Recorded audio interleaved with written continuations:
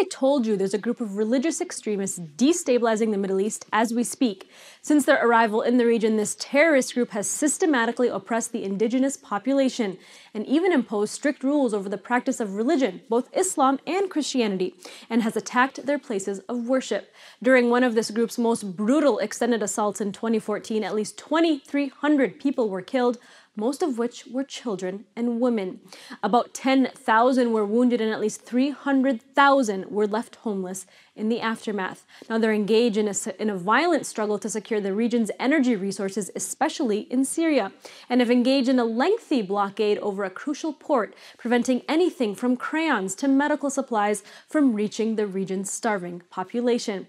Water and power are unreliable and unemployment is rampant. And this terrorist group regularly kills journalists, demolishes homes, hospitals, and schools, and even targets key agricultural staples like olive trees to further damage the ability of the local population to survive. Now, you may have thought I was talking about Daesh or ISIS, but actually, through its ongoing occupation of Palestine, Israel has carried out all of these atrocities. That's the genius behind the hashtag JSIL, created in 2014 by watchdog journalist Rania Khalek along with Max Blumenthal and others who expose Israeli apartheid in the illegal occupation of Palestine.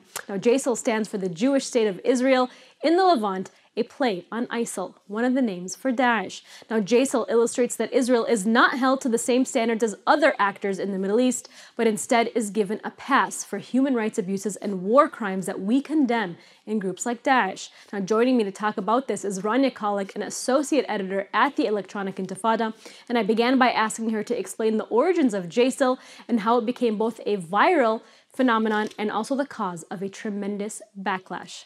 Check it out.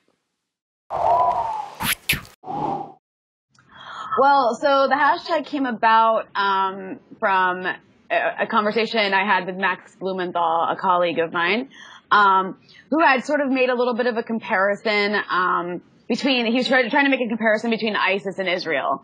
And so from there, we came up with the idea of JSIL, the Jewish state of Israel, the Levant, based on this comparison that he made. And we hashtagged it JSIL, and we drew very strong parallels between the two. I mean, it's not difficult between what the Islamic State is doing and what the Jewish state is doing. The only difference is one is an actual state that's recognized as one, and the other one is like a marauding, death cult, if you will. But either way, I mean, there are a lot of parallels. For example, both JSIL and ISIL behead people. JSIL just happens to do it with drones instead of daggers.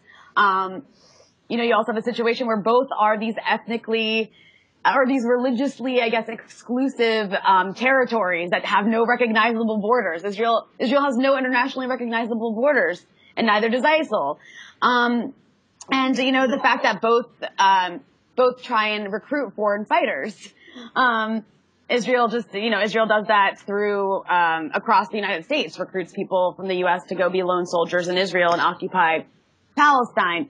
Both are deeply engaged in acts of ethnic cleansing of people who aren't considered the right kind of either Jew or Muslim, depending on which one you're talking about. So, I mean, these parallels it actually is really striking when you start to really get into it. But it caught on. It caught on Twitter, and it went viral, and a bunch of media outlets covered it, including ones in Israel, and they were not happy about it. And it became a point where the hashtag JSIL was actually being used by people who were just tweeting anything related to Israel-Palestine. And so if you clicked on the hashtag on Twitter, it was almost like a news feed of just like what happened in Israel that day. And so the Israelis were not happy about this. They were not happy about being compared to ISIS. And in particular, so there was actually one incident where Amnesty International had released a report about Israel's conduct in Gaza, and that found, the evidence that Israel had likely committed war crimes. And the communications director for Amnesty UK tweeted out the reports, and he used the hashtag JSIL. And the Israeli embassy in the UK was really angry about it and actually officially responded and blamed it, and said this hashtag is anti-Israel and used by anti-Israel activists. So I mean, it was good. It was good to make the Israelis a little bit angry, but also, there are serious parallels between the two. And the biggest difference is that there's an international coalition that is devoted to fighting and defeating ISIS. Whereas the Jewish state of Israel and the Levant, is supported by every major country in the world and is enabled by the United States. Billions of dollars in military aid and shielding, on the diplomatic front. This is something that you could never imagine being done for ISIS. And so there's also a huge difference in the way that the two are treated.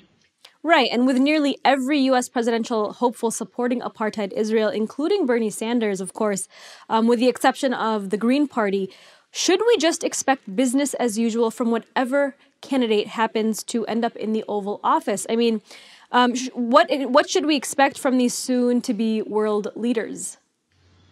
So Obama has been the most pro-Israel, pro-Zionist president in the history of the United States, despite the rap he's gotten among Israelis. Like you said, he's given them more, aid and weapons and military aid and economic aid. He's shielded them from war crimes, from war crimes prosecution, more than any other president. And he's basically he's given up on the issue and just lets Israel get away with whatever it wants. He's about to up the amount that they get yearly to $4 billion from the U.S. That said, I actually do think that whoever does get elected next, if it's an establishment person, if it's Hillary Clinton, she's going to be even better for Israel than Obama was. I mean, Hillary Clinton has already written, or has already declared her intention to make fighting BDS, the boycott, divestment, and sanction movement, a priority of her administration. And a promise she made to one of her biggest campaign contributors, Haim Saban, who's an Israeli-American media mogul whose number one issue is Israel. And then you've got people on the other end, the establishment candidates like Marco Rubio, like Ted Cruz. They are also adamantly pro-Israel to an extreme degree, fanatically so. Especially, they're funded by people whose number one issues are pro-Israel. The entire Republican Party is. So obviously, whoever the next, if they were to win, they, would be even better than Obama has been to Israel.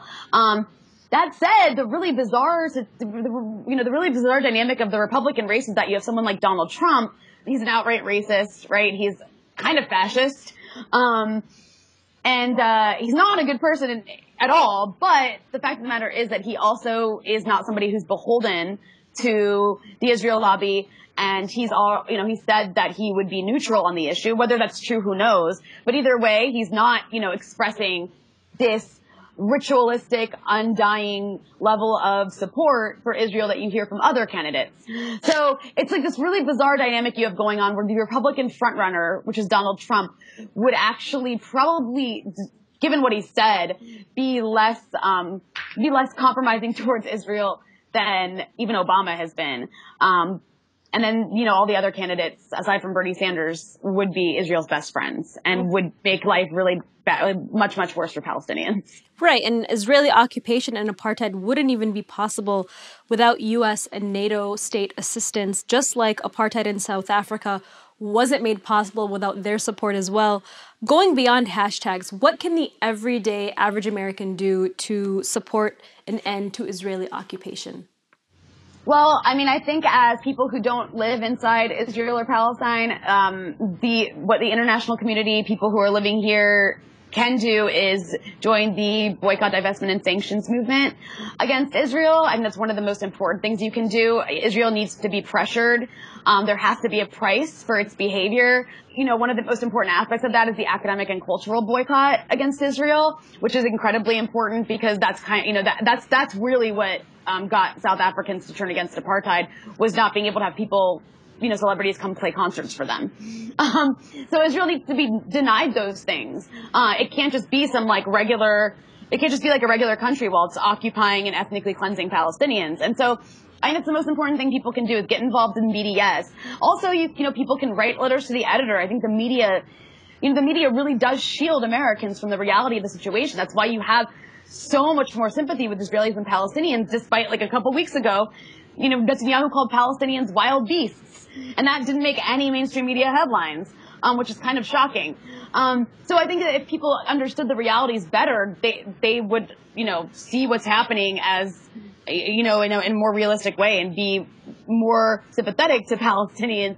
Social media can be really important for getting out information to people as well. So the kinds of reporting that we do, spreading those things as well can really can be beneficial for opening people's eyes to the situation in a way they're not seeing in the New York Times. Well, thank you so much, Rania Khalek, for joining us today, Associate Editor of the Electronic Intifada. Hopefully we'll talk to you again soon. Thank you. Yep, thanks for having me on.